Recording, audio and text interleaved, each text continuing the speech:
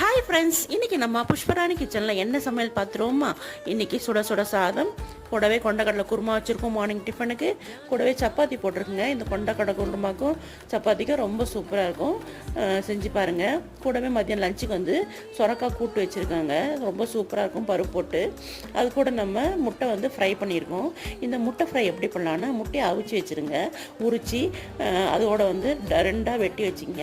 ஒரு கிண்ணத்தில் கொஞ்சம் குழம்பு மிளகாத்தூள், கொஞ்சம் மஞ்சள் உப்பு போட்டு ஒரு திக்கான பதத்துக்கு கலந்துட்டு இந்த முட்டையை அதில் டிப் பண்ணி கடாயில் எண்ணெய் ஊற்றி, ரொம்ப எண்ணெய்லாம் ஊற்றுவேன்னா அது ஃப்ரை ஆகிற வரைக்கும் லைட்டாக ஊற்றி அதில் ஃப்ரை பண்ணி எடுத்திங்கன்னா முட்டை மசாலா ரெடி ஆகிடும்.